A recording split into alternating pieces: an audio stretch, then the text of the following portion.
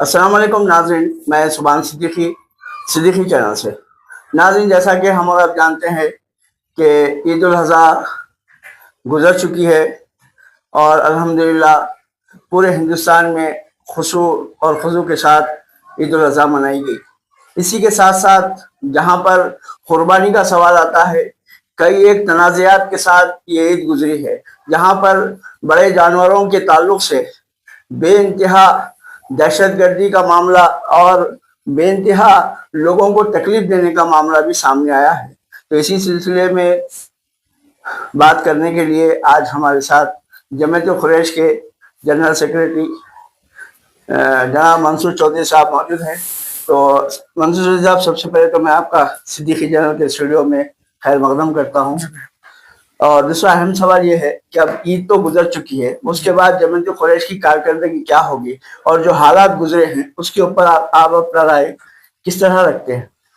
ये जब सबसे पहले तो मैं हमारे तमाम उम्मत मुस्लिमा को ईद की मुबारकबाद पेश करता हूँ। और साथ ही साथ जो ईद में जो कोशिश की गई थी कुछ तंजीमों की जानिब से हालात खराब करने के, जिसके चलते अल्हम्दुलिल्लाह पीसफुल तरीके से बकरीद हमारे तेलंगाना स्टेट में गुजरी है। और साथ ही साथ जो भी मसाइल हमारे को दुश्वारी बकरीद में जो आ रही थी, जैसा कि कुर्बानी के जानवरों के साथ साथ जो रोज का कारोबार करते हैं, जो कैटल ट्रेडिंग करते हैं, उनको भी काफी दुश्वारी आ रही थी, जिसके चलते अब हमारे को बकरीद के बाद में भी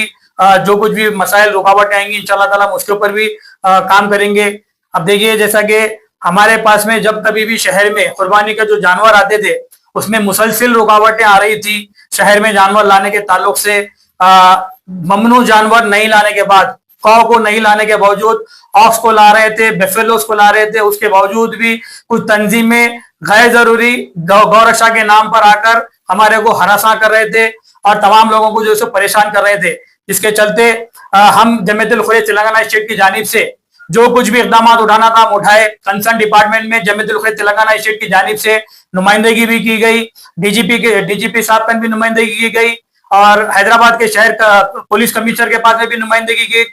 की गई और साथ ही साथ दीगर महकमों में भी एनिमल हस्बेंड्री में भी नुमाइंदगी की गई। और उसके बाद में जो कुछ भी रुकावटें आ रही थी, देखिए हम लोग मुसलसिल ये आवाम के भी टच में थे। जो कुछ भी हमारे जानवर लाने वाले थे, जो भी कैटल ट्रेडर्स हमको फोन कर रहे थे, हम उसको अटेंड भी कर रहे थे और हमारी जमात के साथ साथ जो भी काम करना है उसके साथ साथ हमारे को इसमें पॉलिटिकल लीडर्स की भी जरूरत पड़ती है, जो अपने सियासी असर रसूख के साथ हमारे को कैटल ट्रेडर्स को काम आ सके। जिसके चलते देखिए हम जितना काम कर रहे थे उससे बढ़ चढ़ के हम मजलिसी कायदीन से काम ले रहे थे।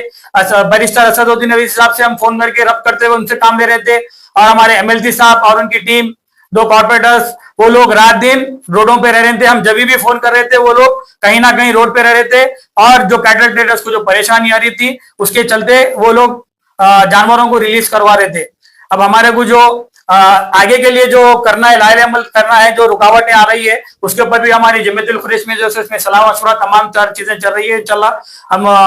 सबकी मुशावरत के अपने इसके ऊपर आगे हम काम करेंगे। इसके ऊपर सब देखा गया कि ईद के दौरान कई उलमा किराम की जानिब से ये बड़े जानवर को काटने से, उसकी कुर्बानी देने से बैकआउट का भी ऐलान किया गया था। तो उसका असर आप कैसा देखते हैं अवाम के बीच? देखिए, जैसा कि अब आप तमाम लोग जानते हैं, बंगाल में वहां पे मुसलमानों की जानिब से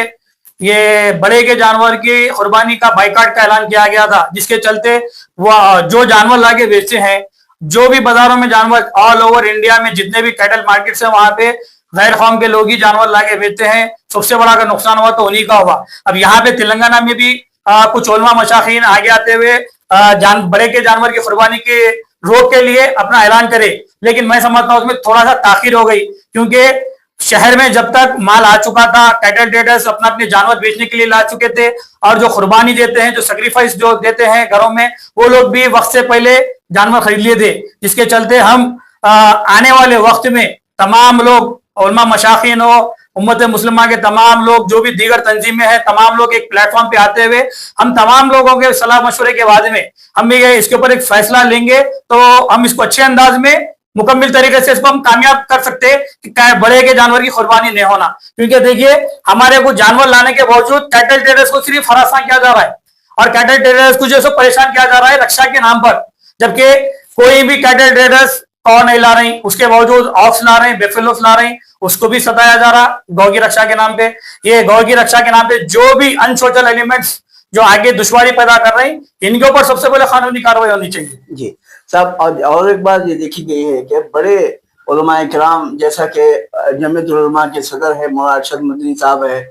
और फिर यहाँ हैदराबाद के मौलाना जाफर पाशा साहब है, और कई एक चोटी के उलमा इकराम, इन्होंने गाय को नेशनल एनिमल करार देने की भी अपील की है। तो उसके ऊपर हुकूमत की कोई तवज्जो नहीं हो रही, और अभी मालूम हुआ कि एक मिनिस्टर साहब का भी एक स्टेटमेंट आया, तो उसके ऊपर आप क्या कहेंगे साहब? देखिए, गौ को नेशनल एनिमल बनाने के ताल्लुक से सबसे पहले हम 3 साल पहले जमीयतुल खुरैश तेलंगाना स्टेट की जानिब से बशीरबाग पे एक प्रेस क्लब में हम एक प्रेस कॉन्फ्रेंस लेके हम कुरैशियों की जानिब से पहले हम ऐलान करें कि कौ को नेशनल एनिमल बनाया जाए, और जो तेलंगाना में गंगा जमुना तहजीब का जो गहवारा है उसको बरकरार रखने के लिए हम, जैसा कि देखिए हमारे हिंदू भाइयों की जो आस्था है बोलते गौ में, उसी के चलते हम जमीयतुल खुरैश की जानिब से सबसे पहले ये ऐलान किया गया। अब उसके बाद में और भी हमारे मुल्क में जो भी उलमा मशाइख इसके ऊपर आवाज उठा रहे हैं, तो हम कुरैशी भी हम भी यही बोल रहे हैं कि गौ को नेशनल एनिमल बनाए। और ये जो गौ की रक्षा के नाम पे जो लूट मार डकैती बोल लीजिए या ब्लैकमेलिंग बोल लीजिए, या फिर इसके नाम पर आसानी से पैसा कमाने का ये जरिया बना चुके हैं, ये लोगों का तमाम अनसोशल एलिमेंट्स को ये बंद होनी चाहिए। देखिए, अब कली का एक स्टेटमेंट आया हमारे मरकज के वजीर कानून अर्जुन राम मेघवाल का, जिन्होंने वाजे तरीके से कहा है कि गौ को कौमी जानवर देने की तजवीज जेर गौर इन लोगों के पास में नहीं है, और साथ ही साथ मुल्क भर में गौ ज़बीहा का जो पाबंदी है मुल्क भर के तमाम स्टेट में लागू नहीं कर सकते बोल के ये वजीर कानून अर्जुन राम मेघवाल का ये स्टेटमेंट है। अब बताइए, अब ये लोगों के ये लोग सिर्फ और सिर्फ, अब देखिए सेंट्रल में हुकूमत बीजेपी की, और जितने भी रियासतें हमारे पास में 29 जो रियासतें हैं उसमें तकरीबन रियासतों में बीजेपी की हुकूमत, उसके बावजूद भी ये लोग कौ को नेशनल एनिमल करार नहीं दे रहे। क्यों? क्योंकि इन लोग को सिर्फ और सिर्फ ये कौ के नाम पे राजनीति अपनी पॉलिटिक्स करना है, और इसके सिर्फ हिंदू मुसलमान में नफरत पैदा करना और कैसा अपना वोट बैंक मजबूत करना, सिर्फ यही लोगों की इतनी रणनीति है। उसके अलावा लोगों को कोई हमदर्दी नहीं है इसके अलावा। बिल्कुल सब। दूसरी तरफ देखा गया कि अब कुर्बानी के बाद भी जब हम सर्वे करते हैं और जाके दूसरे महल्लों में और जो दुकानें हैं, जो बाजार रखे थे, वहां पे देखते तो काफी बड़े जानवर जो बैल है वो बचे हुए हैं। क्यों कुर्बानी इस बार ऐसा देखा जा रहा है कि जानवर बहुत बचे हैं? क्यों लोगों ने इससे कुर्बानी देने से एतराज किया है? देखिए, सबसे पहले तो ये जानवर जो कुछ भी बचे हैं, देखिए सबसे पहले जानवरों की कीमतों में भी बेतहाशा इजाफा हुआ इस साल। कीमतें ज्यादा इसरार करने के बाद वजह से भी जो है थोड़ा कुर्बानी मैं समझता हूँ कम हुई है। देखिए, ये कीमतें बढ़ने की वजह यह है जो अनप्रोफेशनल लोग जो कारोबार से इनकी वाबस्तगी नहीं है और इनको कारोबार की मालूमात नहीं है, बस साल में एक बार कुछ पैसे कमाने की गर्ज से आगे बाजारों में जो भी कैटल मार्केट्स लगते हैं तेलंगाना में 123 कैटल मार्केट्स है ऑल ओवर पूरे तेलंगाना में। तो वहां पे जाके ये मार्केट्स में अनप्रोफेशनल लोग कीमतें जो है इजाफा कर दे रहे हैं, और इजाफी कीमत देख के लाके शहर में ज्यादा मुनाफा कमाने की गर्ज से कीमत में इजाफा कर रही। मैं इससे पहले भी 15 दिन पहले भी एक बयान जारी करा था कि प्रोफेशनल लोगों से, जैसा कि बड़े के हो या छोटे के हो, जो कारोबार से साल के 12 महीने वाबस्ता है, वो लोग जाके नजर से खरीद के लाते जानवर में कितना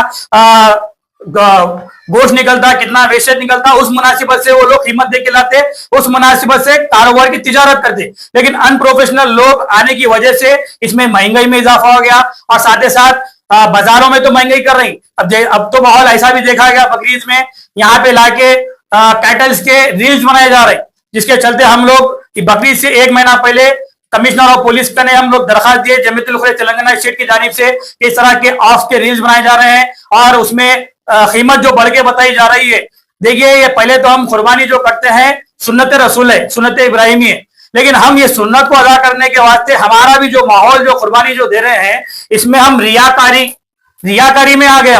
हम अल्लाह की रजा के लिए कुर्बानी नहीं दे रही। अल्लाह की रजा के लिए अगर हम कुर्बानी दे रहे हैं तो जानवर को सेहतमंद रहना और जानवर की अच्छी कीमत देकर हम कुर्बानी देना है। लेकिन यहाँ पे रियाकारी कर रही कि हम इतने में खरीदे पाड़ा और बेचने वाले लाके हम इतने का पाड़ा लाए, इस तरह की रियाकारी चल रही है। ये तमाम रियाकारी बंद होनी चाहिए और अनप्रोफेशनल लोग जो कारोबार में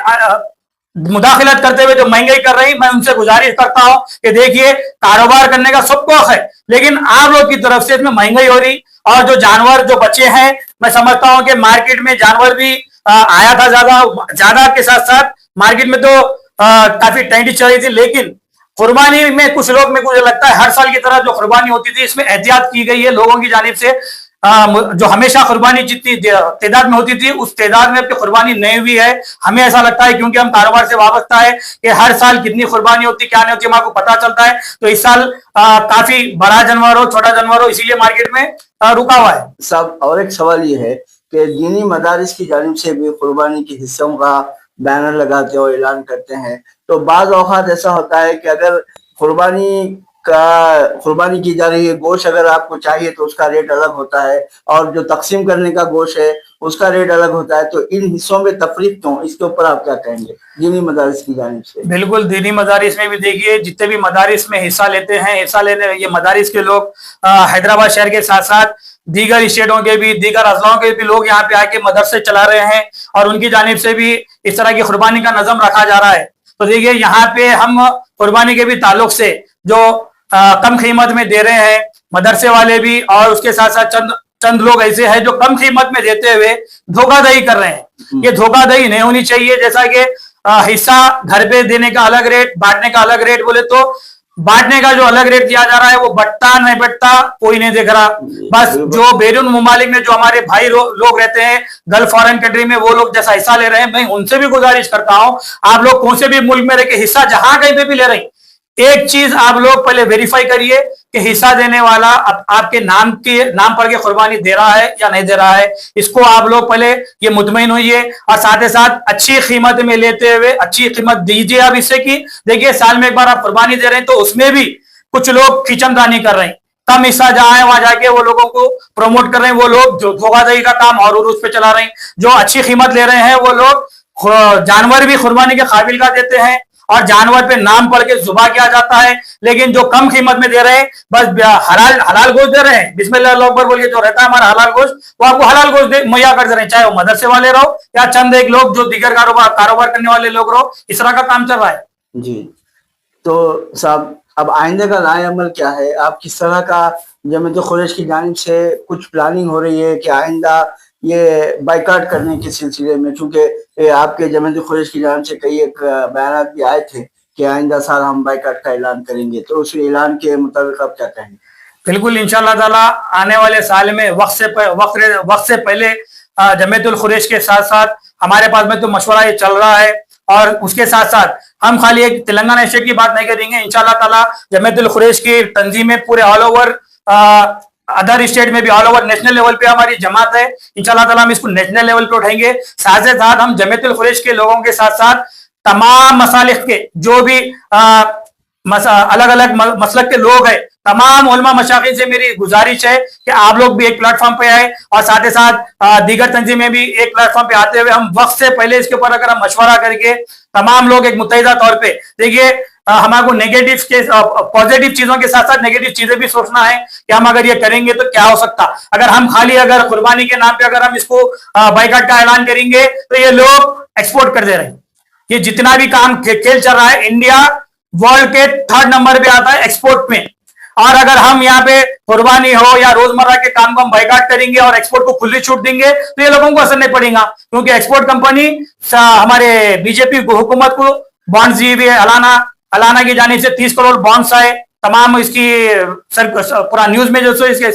पूरा वायरल हुआ है। तो हमें चाहिए कि अगर हम बाइकाट कर रहे हैं तो बाइकाट के साथ साथ एक्सपोर्ट को भी रुकावट करना चाहिए। जब हमारे लोगों को अगर दुश्वारी पैदा कर रही, अब बाहर के मुल्क के लोगों को जाके डॉलरों में दिरहम में कमाने के बाद गोश्त को अगर आप एक्सपोर्ट कर रही तो ये भी गलत है। ये दोनों चीजों के ऊपर तमाम लोग अपन बैठ के बात करें तो बेहतर रहेगा। जी, और एक आखिरी सवाल ये है कि किस तरह जमीयत खुरैश को मजलिस इत्तेहादुल मुस्लिमीन की तरफ से सपोर्ट मिलती है, और क्या आप ये समझते हैं कि क्या जमीयत खुरैश को एक सियासी ताकत की जरूरत है? बिल्कुल, देखिए हमारा कारोबार जो है फिलहाल ये एक सेंसिटिव मसला बन चुका है और बीजेपी की पूरी सियासत जो है सो दही के नाम पे चल रही है, जिसके चलते देखिए हमारे जमीयतुल खुरेज को भी एक सियासी पार्टी की जरूरत है। और हमारे को सियासी पार्टी की शक्ल में पिछले 50 सालों से हम मजलिस इत्तेहादुल मुस्लिमीन से जुड़े हुए हैं। और मजलिस इत्तेहादुल मुस्लिमीन जब कभी भी खुरेज बरादरी को दुश्वारी आती है, मजलिस इत्तेहादुल मुस्लिमीन जो है सो खुरेज बरादरी के लिए काम करती है। देखिए आप सल्लल्लाहु अलैहि वसल्लम फरमाए हैं, एक हदीस है, जो लोगों का शुक्रिया अदा नहीं करता वो अल्लाह का शुक्र अदा भी नहीं करता। तो हमारा भी अखलाकी फरीजा है, जो लोग हमारे वास्ते काम आते हैं, मजलिसी कायदीन का मैं असद साहब का और तमाम मजलिसी कायदीन का एमएलसी साहब का और उनकी टीम का शुक्रिया अदा करता हूँ। और साथ ही साथ पुलिस एडमिनिस्ट्रेशन का, डीजीपी साहब का भी शुक्रिया अदा करता हूँ। वो लोग भी बकरीद को पीसफुल जाने के लिए वो लोग भी अच्छे अंदाज में जो काम अंजाम दिए। इंशाल्लाह नाज़रीन, इस सिलसिले में जब तभी जो भी अपडेट आएगी इंशाल्लाह आप तक पहुंचाने की कोशिश करेंगे। अस्सलाम वालेकुम व रहमतुल्लाहि व बरकातुहू।